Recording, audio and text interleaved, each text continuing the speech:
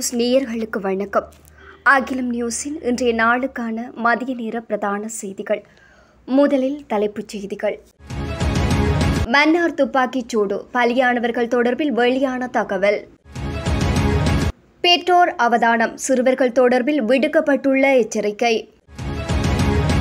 பாடசாலை மாணவி கடத்தல் விவகாரம், நீதிமன்றம் பிறப்பித்த உத்தரவு. டிஜிட்டல் அடையாள அட்டை குறித்து பிரதி அமைச்சர் வெளியிட்டுள்ள அறிக்கை. யாழில் போராட்டத்தில் குதித்த வேலையில்லா பட்டதாரிகள். யாழில் திசைகாட்டியின் ஆதரவாளர்கள் மீது சரமாரியான வாழ்வெட்டு தாக்குதல். இரவில் கொட்டி தீர்க்கப் போகும் கனமழை, மக்களுக்கு விடுக்கப்பட்டுள்ள எச்சரிக்கை. தமிழர் பிரதேசத்தில் தாக்குதலுக்குள்ளான அரசு பேருந்துகள். மலையக தொடருந்து சேவையில் இடம்பெறும் பாரிய மோசடி தொடர்வென விரிவான செய்திகள். மன்னார் நீதவான் நீதிமன்றத்திற்கு முன்பாக இன்று காலை இடம்பெற்ற துப்பாக்கிச் சூட்டில் படுகாயமடைந்த இருவர் உயிரிழந்துள்ளனர். வழக்கொன்றுக்காக நீதிமன்றத்திற்கு வருகை தந்தவர்களை இலக்கு வைத்து இந்த துப்பாக்கிச் சூடு நடத்தப்பட்டுள்ளது. இதன்போது 3 ஆண்கள் மற்றும் ஒரு பெண் உள்ளிட்ட 4 படுகாயமடைந்த நிலையில் வைத்தியசாலைக்கு கொண்டு செல்லப்பட்டனர். இந்நிலையில் வைத்தியசாலைக்கு கொண்டு செல்லும் வழியில் படுகாயமடைந்த 2 ஆண்கள் உயிரிழந்துள்ளதாக எமது செய்தியாளர்கள் தெரிவித்துள்ளனர். மன்னார் நீதவான் நீதிமன்றத்திற்கு முன்பாக சற்று முன்னர் துப்பாக்கிச் சூடு சம்பவம் ஒன்று இடம்பெற்றுள்ளது.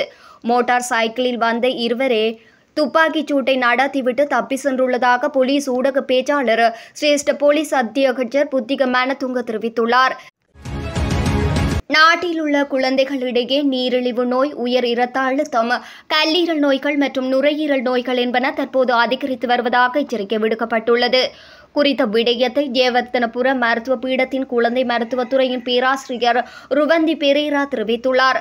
சுகாதார மேம்பாட்டு பணியகத்தில் நேற்று நடைபெற்ற ஊடகவியலாளர் சந்திப்பில் கருத்து வெளியிடும் போதே அவர் இதனை குறிப்பிட்டுள்ளார். பெற்றோர்கள் தங்கள் குழந்தைகளை தொற்றா நோய்களில் இருந்து பாதுகாப்பதில் அதிக கவனம் செலுத்த வேண்டும் என்றும், குழந்தைகள் ஆரோக்கியமான உணவை பின்பற்ற ஊக்குவிப்பது அவசியம் என்றும் பேராசிரியர் தெரிவித்துள்ளார். இதேவேளை குழந்தைகளிடையே மனநிலை தொடர்பான நோய்களும் தொடர்ந்து பதிவாகி வருவதாக சுகாதார அதிகாரிகள் சுட்டிக்காட்டியுள்ளனர். இதற்கிடையில் இது குறித்த விழிப்புணர்வை ஏற்படுத்த யூனிசெப், கல்வி அமைச்சகம் மற்றும் சுகாதார அமைச்சின் தொற்றா நோய்கள் பிரிவு ஆகியவை இணைந்து பாடசாலை மாணவர்களிடையே அறிவுத்திறன் சம்பந்தமான போட்டியை ஏற்பாடு செய்துள்ளன. இந்த போட்டியின் இறுதிச் சுற்று 25ஆம் தேதி கொழும்பில் நடைபெற உள்ளமை குறிப்பிடத்தக்கது. கம்பளை தவளகல பகுதியில் பாடசாலை மாணவி ஒருவரை கடத்தி சென்ற சம்பவத்துடன் தொடர்புடைய பிரதான சந்தேக நபரையும் கடத்தலுக்கு ஆதரவளித்த மற்றொரு சந்தேக நபரையும் இந்த மாதம் 27ஆம் தேதி வரை விளக்கமறியலில் வைக்க உத்தரவிடப்பட்டுள்ளது.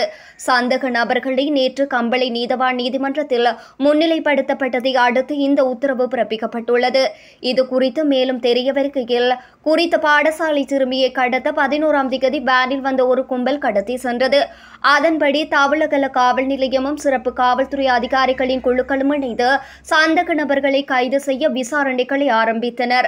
இதன் விளைவாக இந்த கடத்தலில் தொடர்புடைய முக்கிய சந்தேக நபரை 13ஆம் தேதி அம்பாறை நகரில் காவல்துறையினர் கைது செய்தனர்.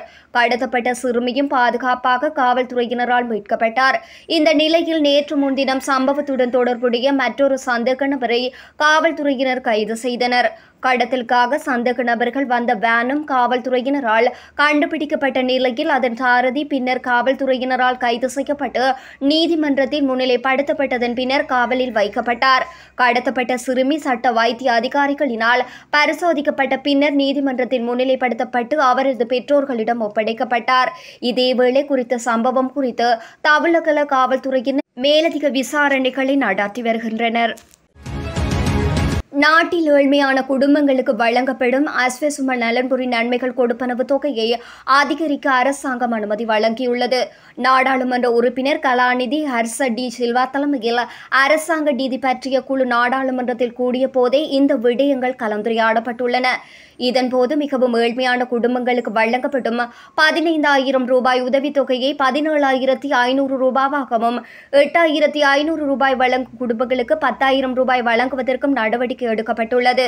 இதேவேளை 2,500 ரூபாய் வழங்கும் குடும்பங்களுக்கு 5,000 ரூபாய் வழங்குவதற்கும் நடவடிக்கை எடுக்கப்பட்டுள்ளது. 5,000 ரூபாய் வழங்கும் குடும்பங்களுக்கு அந்த தொகை மாறாமல் வழங்குவதற்கும் குழு அனுமதி வழங்கியுள்ளதாக கூறப்படுகின்றது. மேலும் இவ்வாண்டு இறுதி வரையும் அஸ்வசும பயனாளிகளுக்கு வழங்கப்பட வேண்டிய நலன்புரி கொடுப்பனவுக்கு அரசாங்க நிதி பற்றிய குழுவின் அனுமதி வழங்கப்பட்டுள்ளதாக தெரிவிக்கப்பட்டுள்ளது. டிஜிட்டல் தேசிய அடையாள அட்டை தொடர்பில் யாரும் வீணாக அச்சப்பட தேவையில்லை எனவும் மக்களின் தரவுகளை இந்திய நிறுவனத்துக்கோ இலங்கை நிறுவனத்துக்கோ கையாள முடியாது எனவும் டிஜிட்டல் பொருளாதார பிரதி அமைச்சர் இரங்க வீரரத்ன தெரிவித்துள்ளார். டிஜிட்டல் அடையாள அட்டை தொடர்பில் மக்கள் மத்தியில் எழுந்துள்ள சந்தேகங்கள் தொடர்பில் நேற்றைய தினம் ஊடகம் ஒன்றுக்கு விளக்கம் அளிக்கையிலேயே அவர் இவ்வாறு குறிப்பிட்டுள்ளார். இது தொடர்பில் அவர் மேலும் தெரிவிக்கையில், அரசாங்கத்தின் கிளீன் ஸ்ரீலங்கா வேலை திட்டத்தின் ஓர் அங்கமே அரசு சேவைகளை டிஜிட்டல் மயமாக்குவதாகும். அதன் பிரகாரம் தேசிய அடையாள அட்டையை டிஜிட்டல் மயமாக்கும் நடவடிக்கை இந்திய நிறுவனம் ஒன்றின் உதவியுடன் தற்போது ஆரம்பிக்கப்பட்டுள்ளது. இந்த மாதம் இறுதியில் அல்லது பிப்ரவரி ஆரம்பத்தில் டிஜிட்டல் அடையாள அட்டை விநியோகிக்கும் நடவடிக்கையை ஆரம்பிக்க எதிர்பார்க்கின்றோம். அதன் பிரகாரம் அனைத்து புதிய தேசிய அடையாள அட்டைகளும் டிஜிட்டல் வடிவத்திற்கு மாறும். தற்போது தேசிய அடையாள அட்டைகளை பெற்றுக்கொள்வதில் ஏற்பட்டுள்ள தாமதங்களை நிவர்த்தி செய்வதே இந்த முயற்சியும் நோக்கமாகும். இந்த அடையாள அட்டை முறையை நடைமுறைப்படுத்துவதற்கான மதிப்பிடப்பட்ட செலவு 20 பில்லியன் ரூபாவாகும். நிதி சுமையை சமாளிக்க இந்தியாவின் உதவி மூலம் இந்த செலவில் பாதியை ஈடுகட்ட அரசாங்கம் முடிவு செய்துள்ளது. டிஜிட்டல் தேசிய அடையாள அட்டை முன்முயற்சியில் இந்திய நிறுவனம் ஒன்று ஈடுபட்டுள்ளமை தொடர்பில் பல்வேறு வதந்திகள் பரப்பப்பட்டு வருகின்றன. பல்வேறு அரசியல் உள்நோக்கங்களுடன் செய்யப்படும் ஆதாரமற்ற கூற்றுக்களால் மக்களை தவறாக வழிநடத்த வேண்டாம் என்று கேட்டுக்கொள்கின்றேன். இந்த முயற்சிக்கான உயிரியல் தரவு பலராலும் கூறப்படுவது போல் இந்திய நிறுவனத்திடம் ஒப்படைக்கப்படவில்லை. அது தொடர்பில் யாரும் அச்சப்பட தேவையில்லை. டிஜிட்டல் அடையாள அட்டையின் தொழில்நுட்ப அமைப்புக்கு மட்டுமே இந்திய நிறுவனம் எங்களுடன் சம்பந்தப்படுகின்றது. டிஜிட்டல் அடையாள அட்டை தொடர்பில் முன்னாள் அரசாங்கத்தின் கீழ் மேற்கொள்ளப்பட்ட ஒப்பந்தத்தில் இந்திய நிறுவனத்திற்கு அணுகலை வழங்கியது. ஆனால் தேசிய மக்கள் சக்தி அரசாங்கத்தின் கீழ் அந்த ஒப்பந்தம் திருத்தப்பட்டது. திருத்தப்பட்ட ஒப்பந்தத்தின் கீழ் இந்திய நிறுவனம் தொழில்நுட்ப அமைப்புக்கு மட்டுமே உதவும். உயிரியல் தரவை பதிவேற்றும் போது இலங்கைக்கு மட்டுமே இந்த அமைப்பை அணுக முடியும். டிஜிட்டல் தேசிய அடையாள அட்டை முன்முயற்சியின் கீழ் கைரேகைகள், முகத்தை அடையாளம் காணுதல் மற்றும் கருவிழி அடையாளம் காணுதல் ஆகிய 3 முக்கிய தரவுகள் மட்டுமே உயிரியல் தரவுகளாக சேகரிக்கப்படும். அத்துடன் இந்த அடையாள அட்டை கட்டமைப்பை அரசாங்கமும் இலங்கையின் தனியார் நிறுவனமும் இணைந்தே மேற்கொள்ள இருக்கின்றது. எவ்வாறு இருந்தாலும் இந்திய நிறுவனமோ இலங்கை நிறுவனமோ மக்களின் தரவுகளுக்கு கை வைக்க முடியாது. அரசு அதிகாரிகளே அது தொடர்பில் செயற்படும். ஆள்பதிவு செய்யும் அதிகாரிகள் தற்போது மக்களின் தரவுகளை கையாள்வது போன்றே டிஜிட்டல் முறையிலும் இடம்பெறும். அதனால் டிஜிட்டல் அடையாள அட்டை நடவடிக்கைகளில் நமது தனிப்பட்ட பாதுகாப்புக்கு எந்தவிதமான அச்சுறுத்தலும் இருக்காது என அவர் தெரிவித்திருக்கின்றார். வேலையில்லா பட்டதாரிகளின் பிரச்சினையையும் கோரிக்கையையும் மக்கள் மயப்படுத்தும் நோக்கில் விழிப்புணர்வு நிகழ்ச்சி திட்டம் ஒன்று முன்னெடுக்கப்பட்டுள்ளது. குறித்த நிகழ்வு இன்றைய தினம் காலை 9:30 மணியளவில் யாழ்நகர் பகுதியில் நடைபெற்றது. வடக்கு மாகாணத்தில் உள்ள வேலையில்லா பட்டதாரிகள் ஒன்றிணைந்து இந்த விழிப்புணர்வு செயற்திட்டத்தை முன்னெடுத்திருந்தனர். இந்த நிகழ்ச்சி திட்டத்தின் ஆரம்ப நிகழ்வு உலக தமிழ் ஆராய்ச்சி மாநாடு படுகொலை நினைவு தூபி முன்றலில் ஆரம்பமாகியது. அதனைத் தொடர்ந்து யாழ் நகர பகுதிகளுக்கு பேரணியும் துண்டு பிரசுரம் வழங்கலும் இடம்பெற்றதுடன் விழிப்புணர்வு செயற்பாடுகளும் முன்னெடுக்கப்பட்டன. இதன்போது துண்டு பிரசுரம் வழங்கல், மக்களின் கருத்துக்களை உள்வாங்கல் போன்ற நிகழ்வுகளை வேலையில்லா பட்டதாரிகளின் கோரிக்கைகளுக்கு வலு சேர்க்கும் வகையில் முன்னெடுக்கப்பட்டது.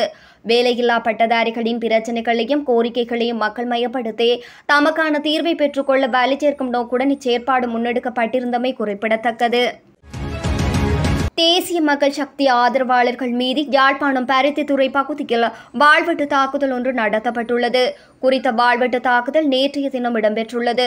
இந்த சம்பவம் தொடர்பில் தெரிய வருவதாவது, பருத்தித்துறை கொட்டடியைச் சேர்ந்த தேசிய மக்கள் சக்தியின் அமைப்பாளருக்கு தொலைபேசியில் தொடர்பெடுத்த நபர் ஒருவர், நீதானே தேசிய மக்கள் சக்தியின் அமைப்பாளர், கரையோர பகுதிகளில் தேசிய மக்கள் சக்திக்காக வேலை செய்கிறார், உங்களது இடத்திற்கு வாழ்வெட்டு குழு ஒன்று வருகிறது பார்த்துக்கொள் என்று கூறிவிட்டு தொடர்பினை துண்டித்துள்ளார். அச்சுறுத்தல் விடுத்து சுமார் 10 நிமிடத்தில் கொட்டடி பகுதிக்கு மோட்டார் சைக்கிள்களில் வருகை தந்த வாழ்வெட்டு குழு அங்கிருந்தவர்களை துரத்தி வாள்களால் சரமாரியாக வெட்டியுள்ளனர். இந்த தாக்குதலில் தேசிய மக்கள் சக்தியின் அமைப்பாளர்களின் சகோதரன் உட்பட 2 வாழ்வெட்டுக்கு இலக்காக்கி பருத்தித்துறை ஆதார வைத்தியசாலையில் அனுமதிக்கப்பட்டுள்ளனர். பருத்தித்துறை கொட்டடி பகுதியைச் சேர்ந்த ஜெயதீபன் கண்ணன், விஜயராசா செந்துரன் ஆகிய 2 தாக்குதலுக்கு இலக்காகியுள்ளனர். இதனை அடுத்து சம்பவ இடத்திற்கு கடத்தொழில் அமைச்சர் சந்திரசேகரன் மற்றும் தேசிய மக்கள் சக்தியின் பாராளுமன்ற உறுப்பினர் இளங்குமரன் ஆகியோர் விஜயம் மேற்கொண்டு விடயங்களை ஆராய்ந்து பின்னர் பருத்தித்துறை காவல் நிலையம் சென்று பொறுப்பதிகாரிகளுடன் இது தொடர்பில் கலந்துரையாடியுள்ளனர். சம்பவம் தொடர்பில் விசாரணைகளை ஆரம்பித்துள்ள காவல்துறையினர் தாக்குதல்தாரிகளை கைது செய்வதற்கான நடவடிக்கைகளில் ஈடுபட்டு வருவதாக தெரிவித்துள்ளனர். மேற்கு மற்றும் சப்ரகமுவ மாகாணங்களிலும் காலி மற்றும் மாத்தறை மாவட்டங்களிலும் பிற்பகல் அல்லது இரவு நேரங்களில் பலத்த மழை பெய்யக்கூடும் என வளிமண்டலவியல் திணைக்களம் எதிர்வு கூறியுள்ளது. குறித்த விடயத்தை வளிமண்டலவியல் திணைக்களம் இன்று வெளியிட்டுள்ள அறிக்கையில் குறிப்பிட்டுள்ளது. இதன் அடிப்படையில் வடமத்திய, கிழக்கு, ஊவா மற்றும் மத்திய மாகாணங்களிலும் ஹம்பாந்தோட்டை மாவட்டத்திலும் அவ்வப்போது மழை அல்லது இடியுடன் கூடிய மழை பெய்யக்கூடும்.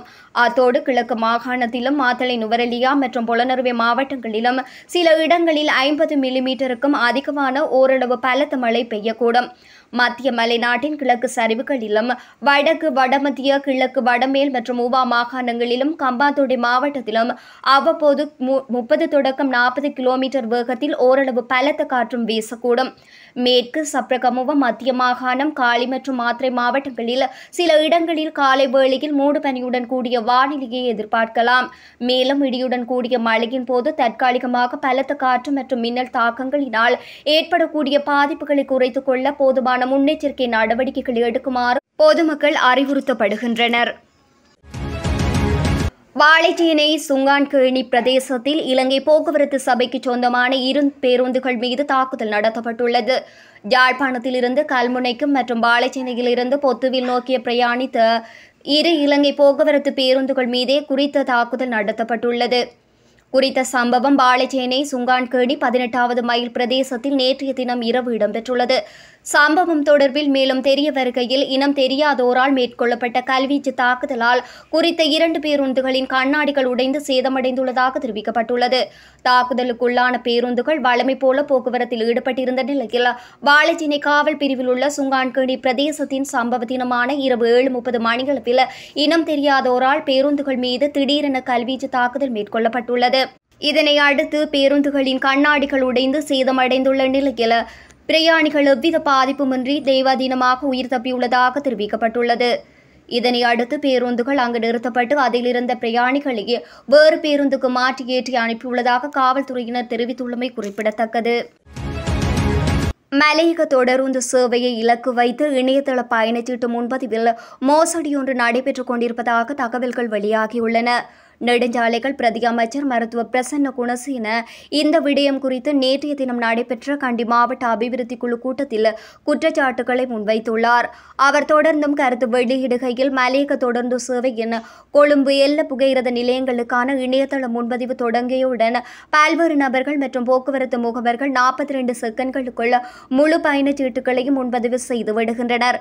அவ்வாறு முன்பதிவு செய்யப்படும் பயணச்சீட்டுகள் பின்னர் கூடுதல் விலைக்கு விற்பனை செய்யப்படுகின்றன. இவ்வாறான மோசடிகளால் நாட்டின் நற்பெயருக்கு களங்கம் ஏற்படும். எனவே இது தொடர்பில் கவனம் செலுத்தி நடவடிக்கைகள் மேற்கொள்ளப்பட வேண்டும் என கோரிக்கை வைத்துள்ளார். எனினும் இந்த விடயம் குறித்து குற்றச்சாட்டுகளை முன்வைப்பதற்கு பதில் முறைப்பாடொன்றை அளித்தால் மாத்திரமே அது குறித்து போலீசார் விசாரணைகளை மேற்கொள்ள முடியும் என்று கண்டி சிரேஷ்ட போலீஸ் அத்தியட்சகர் அனுருத்ர பண்டாரநாயக்க தெரிவித்துள்ளார். இத்துடன் அகிலம் நியூஸின் இன்றைய நாளுக்கான மதிய நேர பிரதான செய்திகள் நிறைவடைகின்றது. தொடர்ந்தும் செய்திகளை உடனுக்குடன் பெற்றுக்கொள்ள அகிலம் நியூஸுடன் இணைந்திருங்கள். நன்றி, வணக்கம்.